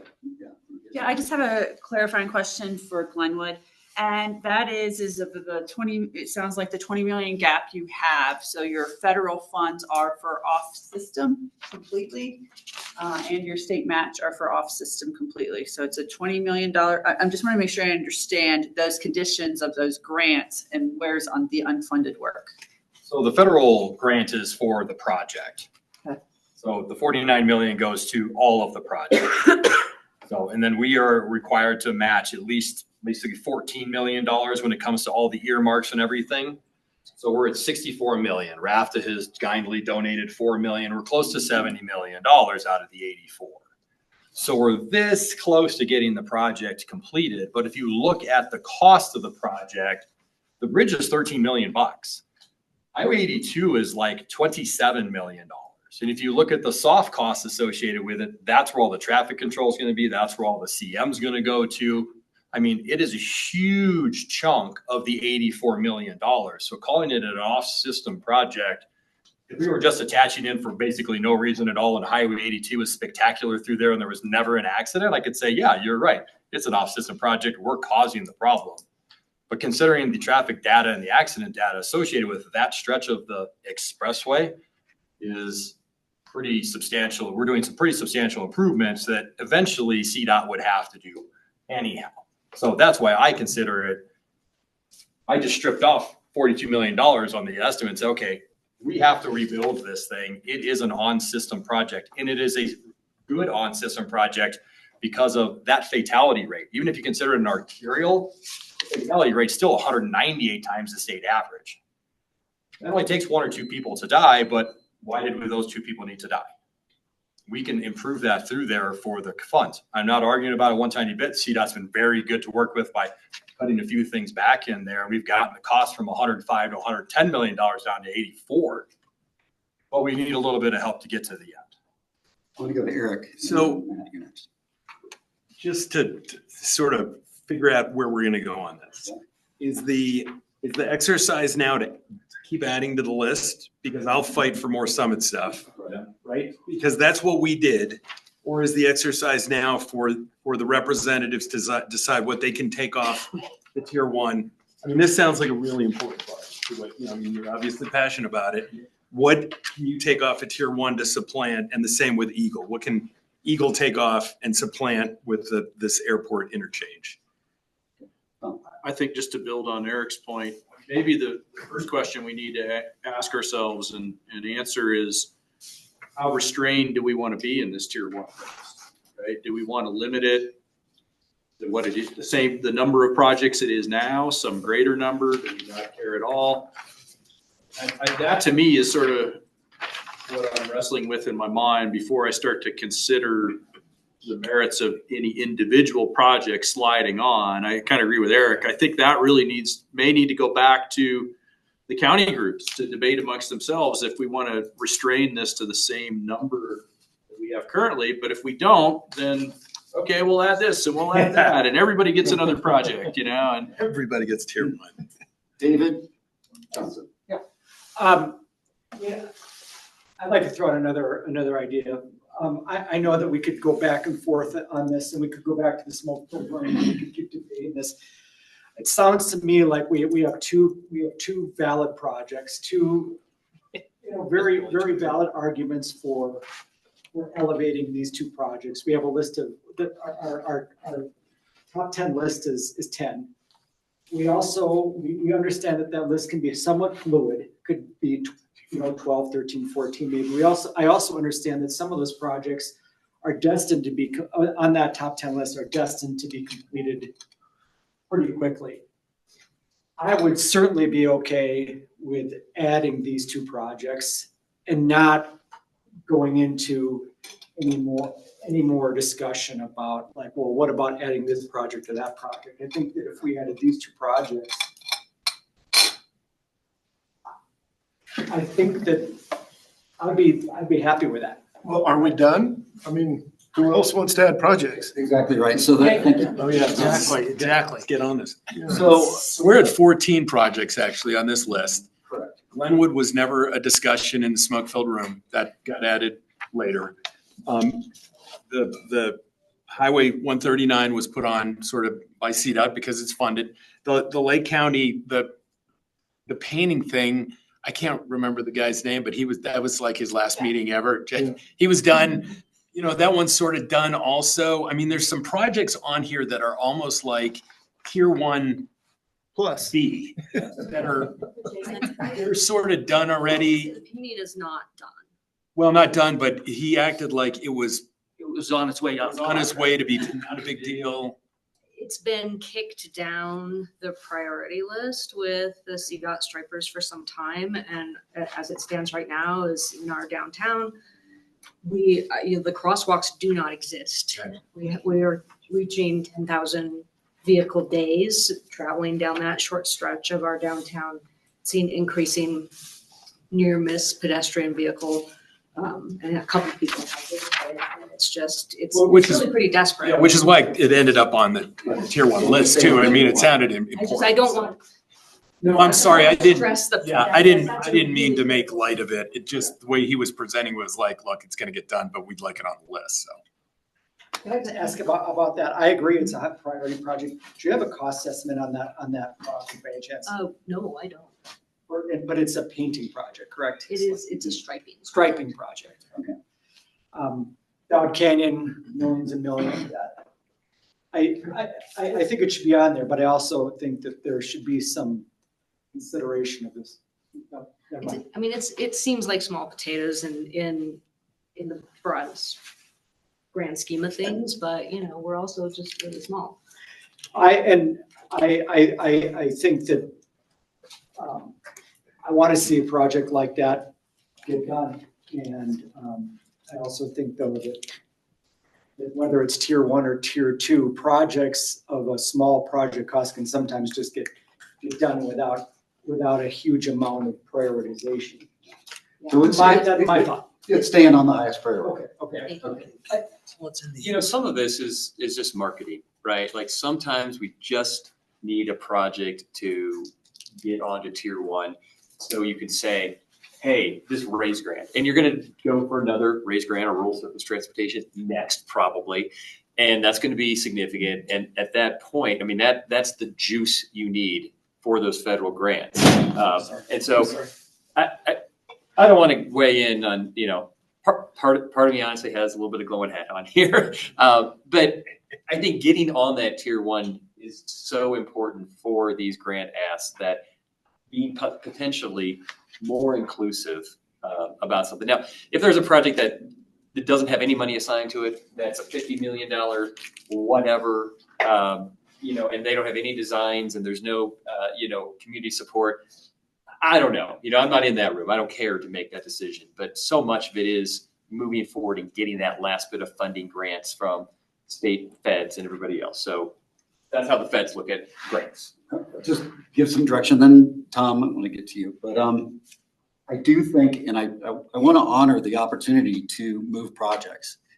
But if we open that door, there's going to be other people stepping through it. So these have to be really strong arguments of projects that we want to move, that we support regionally, because otherwise we're going to start watering down our tier one projects. And I'm not disparaging your projects and the importance to your community, but they were looked at from a county standpoint and then from a regional team standpoint, and it was determined not to add them to the tier one. So I just want to say, while there was no smoke in the room, there was a lot of arguing and horse trading that was going on there. But and the whole idea of the tiers is a little different than what I've always been, that has always been brought up with me whenever we're looking for grants or support from our electeds. It's more about, are you on the step? That's always the question that I get. The tiers, whatever they are, is whatever they are. And I've said this a number of times. I don't care if you give me $1, get me on the step. Because then I can say yes. And then when I go for a grant, that's what happens. So to me, I'm not looking at the tiers as important as some of the other things. For example, you've got a lot of funding that's already going to this project. And for you asking for more funding, I would think would get some cahoots behind it, right? You know, you're going to get some effort. And the reason I'm bringing it up that way, we may be putting a little bit too much on tiers too, but I'm more concerned about giving me $1 on the step and I'm happy. Not really, but you know what I'm saying. You're happier. I'm happier because I'm on the step. Now, I wanted to throw that out there though as a consideration whenever this all happens. We don't put the step together. The Transportation Commission has a step, or that comes from staff. And like Highway 139, it's going to be on the step. I don't think it needs to be on our tier, but that's just my vote. Got it, Tom. We're going to wrap this up soon, but Matt. Just real quick, Brian, in response to that too, is I do feel that we should give recognition of previous plans though too, because we did rank our project in the 2045 plan believe it was 2040 as well. So it's been on there for a few cycles. And so I don't want to just say, well, it didn't rise to the top. It has risen to the top in previous plans. And so I think many of these other projects we've retained on the list. And so why some similar questions like, what's the reason to get backed off when there is advancement for that? One other question I will add, asset management versus kind of like capital improvement projects. Is there any consideration for buckets in that sort of way of like a tier one? Because some of these could be considered an asset management job, which is a different project than some of these big, like a Dow Canyon or some of the, Exit 203 projects that we're looking at. Well, the 139 to me is asset management. Exactly. And that's why I asked about Glenwood Canyon was a guardrail. It's important, but it's asset management for somewhat. And it sounds like there's other things, and there's some overlays and things like that. And so it does get weird because it's what we should be doing in that. If I may. Sam has had his hand up for a while Yeah. now. Yes. Mark, if you can hold on. Sam, you got your hand up for a while. Yeah, can you hear me? Yes. We all got together in rooms, right? And we made these priority lists. And then our county representatives got into rooms and made this tier list. And I just feel like at some level, we've got to respect that. I mean, I don't know if it can even go back and we can, like, if we have that kind of time, but if we're going to all make pitches and try to change that tier list around, we're going to need another 8 hours, I think, to get there. And my suggestion is, either this needs to go back to a smaller discussion with the counties, or, I think we should respect the list as it is. Thank you, Sam. Mark? Yeah, I just wanted to kind of define asset management. Yeah, a lot of those projects are asset management, but we need regional RPP money or strategic fund to that. And as Tom was talking about, yes, the STIP is important, but we can't put projects on a STIP unless they're also kind of in a 20-year plan, unless they are truly asset management. Yes, you could say, okay, 139 is total asset management, so I'm talking two different things. But we really want that 139 on there so we can use regional priority funding to that. And Mark, there's improvements on 139. It's to stabilize and to widen and add shoulders. So it's not pure asset management. It's not just adding pavement up there. It's that make the improvements. It's blasting, it's to widen, add shoulders up there and really stabilize that roadway. Very similar to what we did on Highway 50, if anybody's familiar with Blue Creek Canyon. And yes, it's not adding lanes, but yet there's a lot of other safety improvements that will happen along with that job beyond just asset management. Any closing comments? I'll just throw my opinion out there. Again, at the end of the rainbow, there's not this secret pot of gold that everybody's vying for. It's just not there. And I do think that if we open it up to consider these projects, there will be other people in line, I'll be one of them, to change prioritization as well. And I'm concerned about stepping down that road. So. And we won't finish today. Thank you. We will not finish today. Greg, one more comment, and then I would entertain a motion because we have to take a formal vote. So, and that will be done by the people that are identified by Dana's list. So, any final comments, Greg? And then I'd like to entertain a motion. I guess one question was off system versus on system. Moving the Glenwood project to on system tier 2, should we do that? Because it sounds like there's, some issue there, and then keeping the list, but there's two questions there. Am I off system? And then 2, can I get into tier 1? And like you said, we open that door, everybody's going to want to be in that door, but since it's not a CDOT designation, it sounded like it was in your room. Is that a possibility? It is a possibility. I mean, this is our plan. So we get an idea for Glenwood, and I don't know Matt would think about this. We haven't talked. but is to pull out the Highway 82 portion of that project from a funding standpoint and put it on tier 2. Just throwing out as an idea to try to provide some relief there. Yeah, because that would be on systems then. Do you want to vote on that, or do you want a head nod? I think I'd like, we would include that in the motion to pass this project list then. Any comments on that idea? I'm going to make a motion. Okay, great. I move to accept the list as presented with taking the on-system part of Glenwood's project and putting it into the tier 2 prioritization. I'll second. Thank you. Thanks, Tom. Any further discussion about the motion at hand? That's a good question. Absolutely. Once we pass this, would it be permissible for an area, say Garfield, to say, hey, look, we want to substitute, we want to sub out a project for a project and allow, say, Bentley to go back and have a discussion and move something to tier 2, move something to tier 1. That doesn't really affect, I mean, from Summit, I don't care. You're not adding more projects. Or would that require another vote? Marissa, I know you're tight, sorry. I was taking some notes. Yeah. Did you heard the question though? From a process standpoint, Could the county swap a project? I mean, I guess I would defer to Region 3 and you.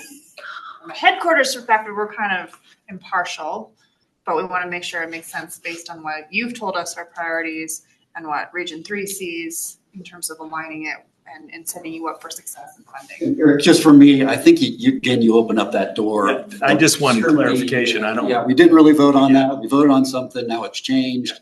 And it was a $50 million project, now it's a $150 million project that Garfield County. Yeah, I didn't even think about that standpoint. So yeah, I'm fine with it. I'm There are just. variables in there. And Mark can correct me if I'm wrong, but to me, kind of like we talked about, the tiers, it's kind of a gray area, right? So to put some money towards Southbridge doesn't mean we can't do it. It just means, it's not the priority at the very top and maybe not lead for, but yeah, we still can go to tier 2 and look for opportunities for different funding types. And we're going to work on your list, right? Any way we can and pick off which projects, that we have that opportunity. Yeah, we got a couple hands online. Let's go with Jeremy and then see Matt. I deferred to Matt Scher first. He had his hand up first. Okay, let's go to Matt. Thank you, Jim. I was just going to comment on that ability of any of us. Something that Eric had said earlier too was in that smoke-filled room, that I thought it was really an excellent process. I thought what we all did was we represented our perspectives for our local projects, but in the end, ultimately, all of us viewed this as a regional plan, considering how this looked, pulling ourselves from our local perspective up to that regional area and looking at it from a regional plan. So if, for example, Eagle County wanted to pull something off, move it from tier 1 to tier 2, even if it's primarily like our interest, I would suggest that the TPR itself should be the one that decides how that moves, because it truly is regional, and probably we're going to say, sure, if you guys don't want it up there. But it's just to emphasize that I think this really is important, and we did I felt a very good job in that room of trying to make this very regional, and it was hard. Like, some things going to tier 2 where there's just not enough room always. That doesn't mean we can't move, but I just wanted to make that comment too, that we have so far done a really good job of keeping this as a regional plan, with all of us sharing our local perspectives, but ultimately making a regional decision. Thank you, Matt. And Jeremy. I think I'll leave it alone. Okay. Thank you. All right, we have a motion and a second. Any further questions, comments? And then we're going to do a roll call vote. Dana, if you're prepared to do that. Yep, just let me get to the list. Any other comments? All right. Okay. Summit County. This is just your primary voting representative. I know that there's been a lot of flux and changes with people, so this might take a little bit of time. I want to make sure that we capture everything right. Town of Silverthorne. Yes. Town of Dillon. Yes. Town of Breckenridge. Yes. Town of Frisco. Yes. Town of Blue River, sorry. Was that a yes online? Michelle here? Correct. Correct. Town of Keystone. Yes. Town of Montezuma.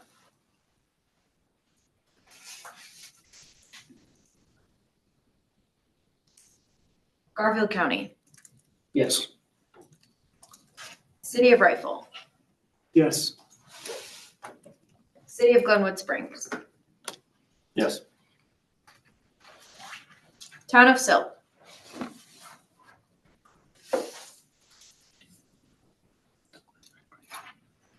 Take their project. Town of Parachute. Yes. Town of Newcastle.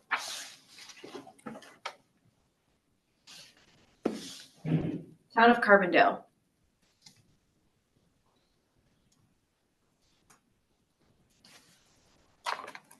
Eagle County. Yes.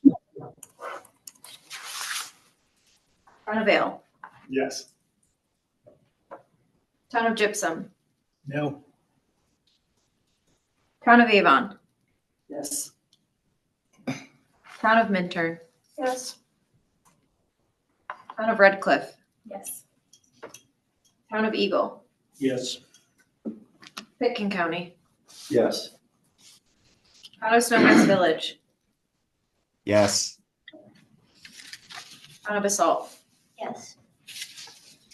City of Aspen. Yes. Lake County. You say Lake County, yes. Yes. City of Leadville. Yes. Rafta. Yes. And Core. Yes.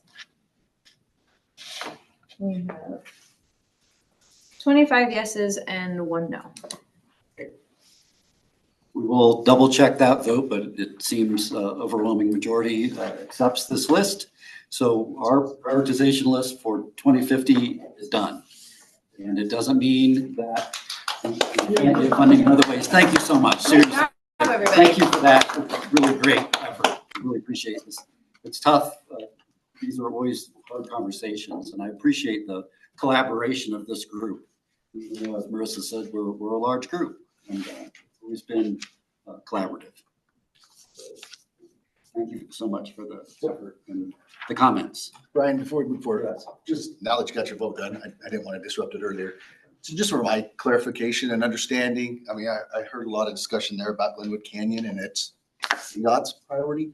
Am I understanding from Intermountain TPR, it is not a priority? We didn't talk about it. It never came up in that meeting. I was sort of surprised when I saw it on the list because that was not a discussion point for us.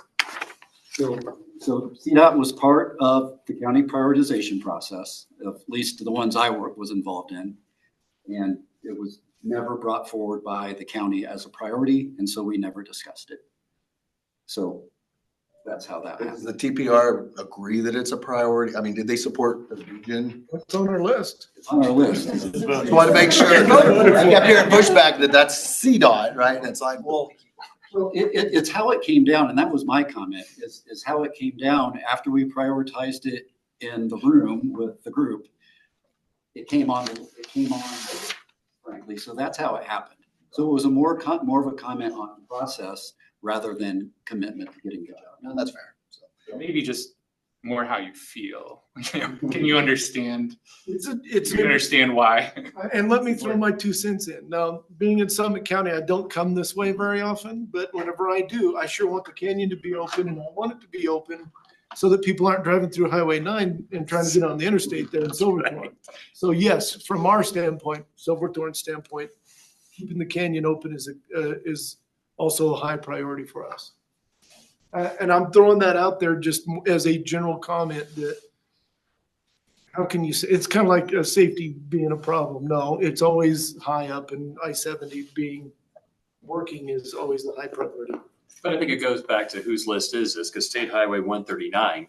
That's is not my priority. And Yeah. so, again, whose list is this? That's why I say we should turn that over to the Northwest TPR and let them put it on their priority list. They just did their whole priority yesterday. Did they name that one? I had to jump off really. I did ask for like what crosses over, Yeah. just so that we can see and maybe have some. No, they have concerns about the northern part that's in their area. Yeah. They do have concerns for the whole pass, especially Rangeley, because the residents of Rangeley use it quite a bit. So yes, it is on their priority list. So let's change the boundary so we don't have to worry about that. Well, there might be an opportunity. Jason, does that clarify? It was more of a process comment than. No, that helps.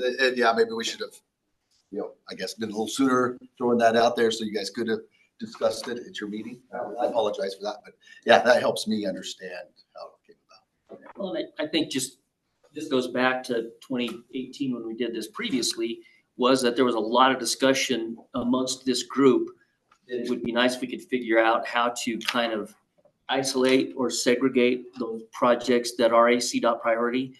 One of them being 139 back then was part of the conversation. Highway 13 was part of the conversation. Bell Pass actually kind of happened irregardless of the activities of the TPR. And so there's, is there a way to segregate those broader Statewide projects? Yeah, they're statewide priorities. Exactly. Outside of kind of these obvious and visible local priorities.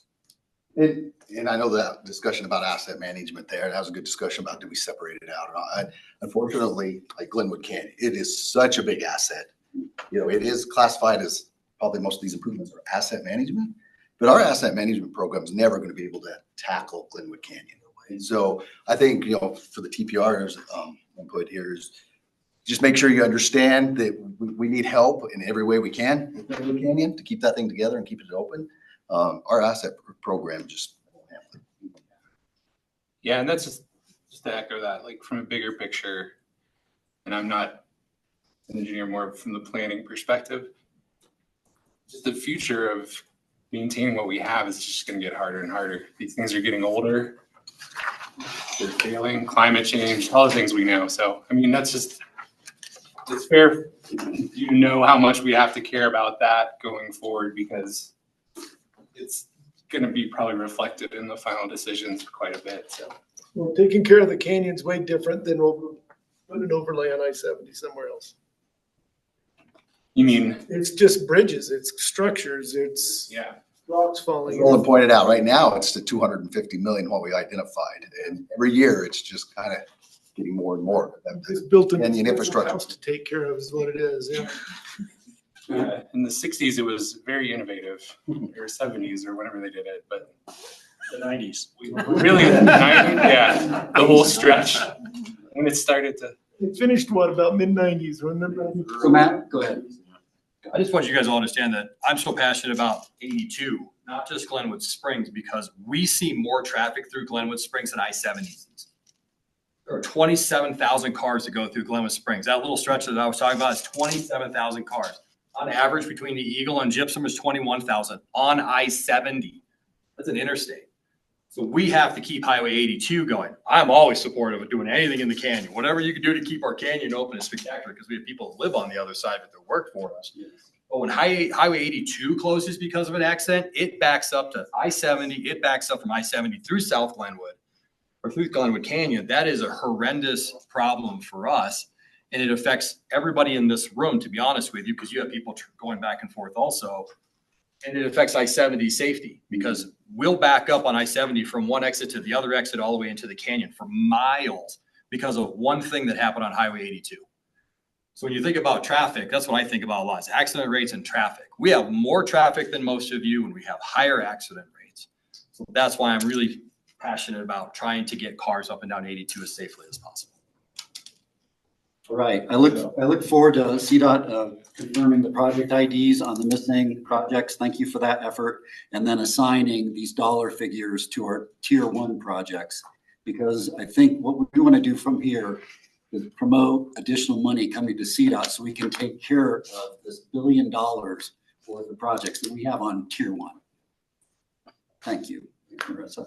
That's just RTPR. Let's go into MMOF funding extension. Is there, I don't know who's running this part of the agenda. That would be you. You wanted to be the president. Chair. All right.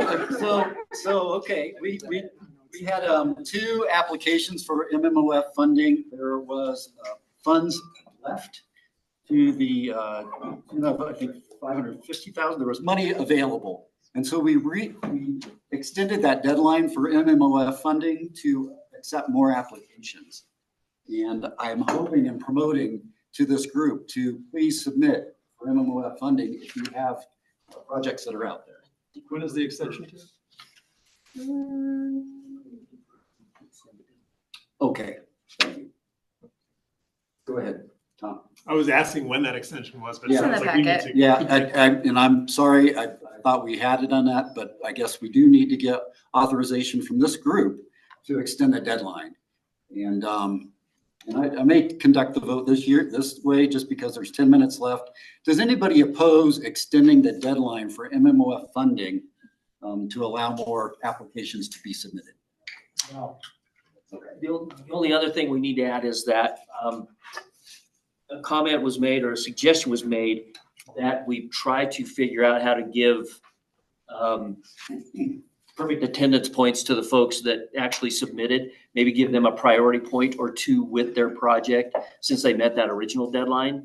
I don't know, again, that's something for the group to consider, or do we throw them all back into the same bucket and let everybody compete as they had before? Well, I mean, another option is to fund the 2 that got theirs in on the deadline and allow people to apply for the remainder of the money, because there's about $500,000 remaining. I'm more like that, because somebody was responsive, right? Yeah, that's a good idea. Okay. So how about I'll make a motion that let's make a motion to take a vote on funding the 2 applications that were received. Yeah. And then extending or putting out a new call for the remaining funds. Is there a second? I'll do that. Any questions or comments? Raise your hand, Greg. I mean, the only comment is we didn't put in because we had been successful with quite a few MMOF and it was only $3 million, so we held back. So that was just us making that decision. We didn't want to be the pigs at the trough. But Well, no, there's another $500,000 for you. I know, so that's fine, but I mean, to that comment, I mean, so it was a conscious effort thinking there was going to be 10 projects. I mean, my agency made the same decision. We had received an MMOF recently and we said, okay, we're not gonna try again. But, nevertheless, I mean, there's lots of agencies that didn't receive MMOF recently. So the new deadline for your draft application, if you didn't submit, is March 17th. I'll send out this schedule too, now that everybody's good with it. And if I can maybe add a comment. Thanks to the 2 Toms for the support of the 2 applications. And the other important part is the timeline. So we have a project that's we're pushing to ready to go this summer. So keeping that schedule is going to be really helpful to fund that project, that pedestrian crossing project. So thank you, Toms. Any other comments or questions? Again, I think I want to handle it this way just because, just for time's sake. Does anybody oppose the motion and the second at hand to extend the deadline, fund the 2 projects that met the previous deadline, and accept more MMOF applications for the remaining funds? Anybody oppose that? Great. Thank you. Thanks for that. We'll do it that way. And that's the way we've handled these raised grant letters, by the way. I think I've signed up to 10 raised grant letters in the past month. Are you getting tired of signing? No, but I bring it up because I really appreciate you all understanding the needs of individual communities and not opposing them, because that could just be an arduous process. And I think this informed consent idea that we're continuing with has been successful. And we just showed it again with extending the grant deadline, the MMOF deadline. Can I make a request? And I say this as somebody who got a letter. Sometimes a town like us, we get our letter in on Friday because we're trying to cram it out the door. And then the 2 days is over a weekend.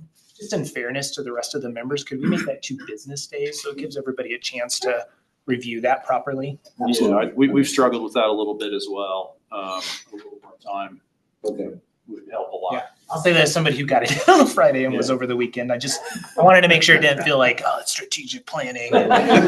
We assumed that's what you were doing. Yeah. I mean, we were talking about pretty nefarious. On a Sunday. Absolutely. It's a great point. Yeah. Thank you. And if there's ever process issues like that, please bring them up because sometimes we're not aware, just like this MMOF system that we were just dealing with. So thank you for being a partner in this process. And so Senators Bennett and Hickenlooper have taken a very great interest in our region and they want to write letters of support. So please, if you're filling out a grant application, they want to help support us. So I'll make sure to include in the notes the links to where you can fill out a request for a letter of support. Well, you already sent out the one, so yeah, pay attention to that. Well, just to the folks that requested Oh. letters of support. So I'll send it out in the notes to everybody, just so that you have that. Northwest Cogs is also happy to do any letter of support if you want us. Anything else? While I'm thanking people, I do want to thank Dana. Her addition to this group has been outstanding.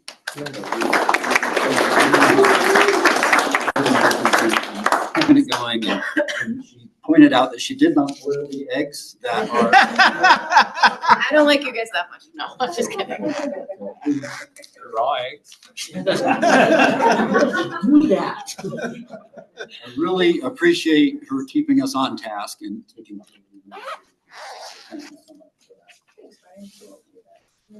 Yep.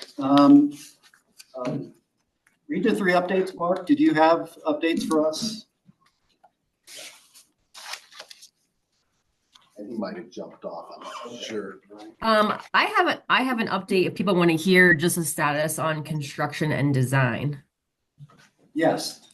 Okay, great. I will go ahead and share my screen if at all possible. Let me see. You should be able to, Karen. What's that? You should be able to. Okay, great. Let's see. Hold on 1 second. Sorry.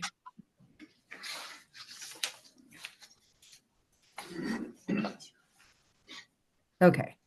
Let me go to the beginning of my presentation. Okay. I'll turn my camera on too if I can.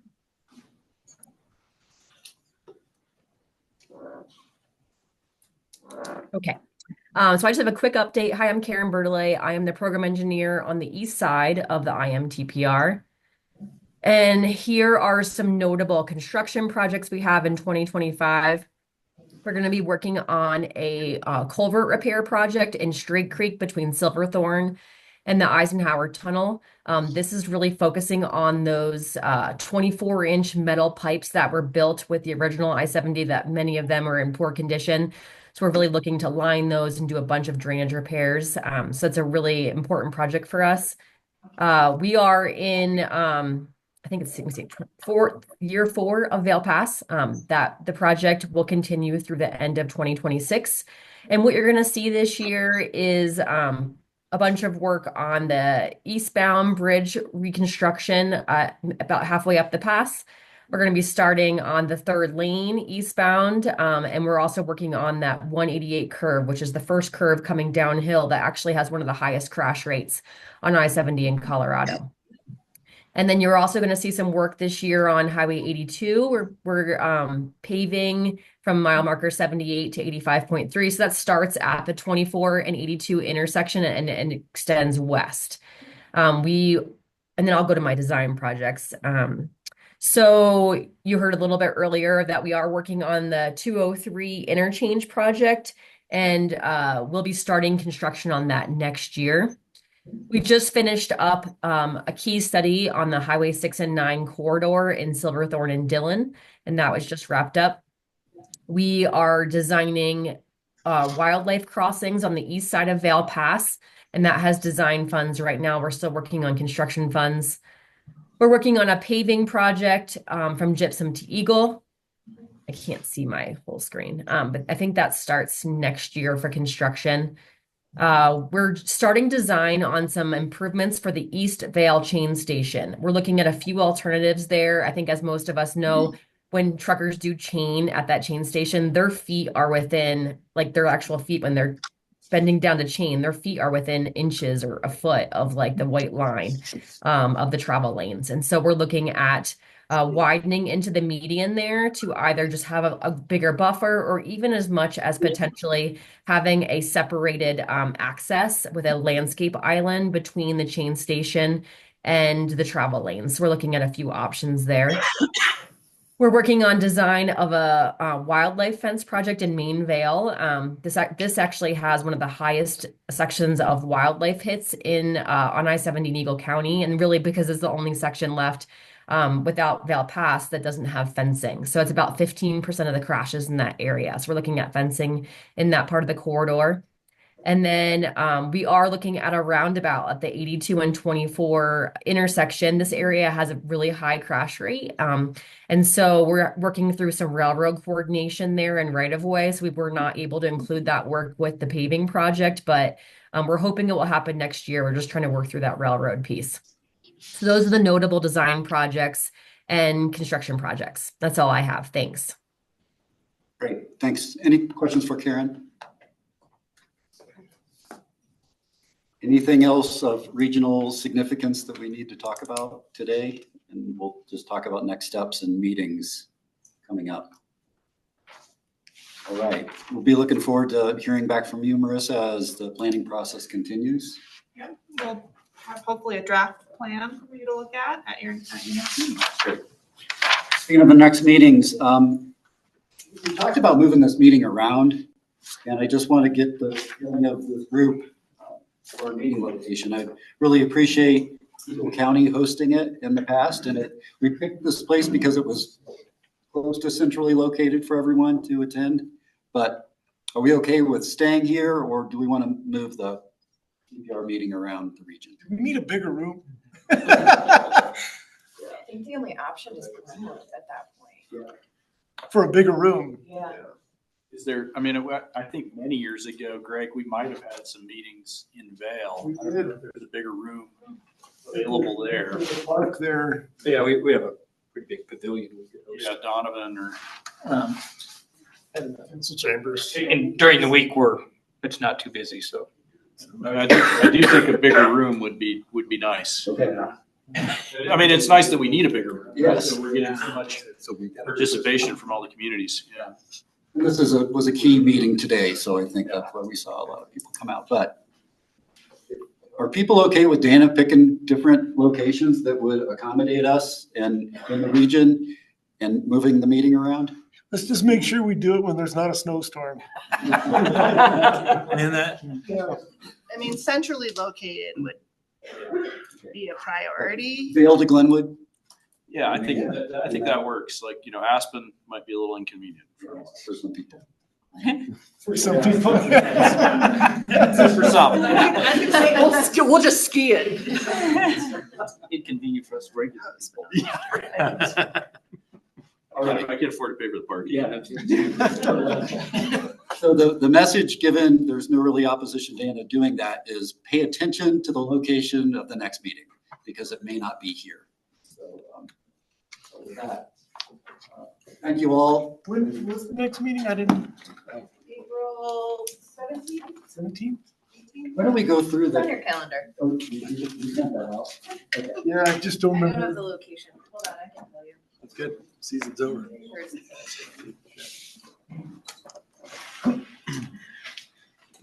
It's the 18th. 18th. April 18th. Thank you all for showing up. Have a great weekend.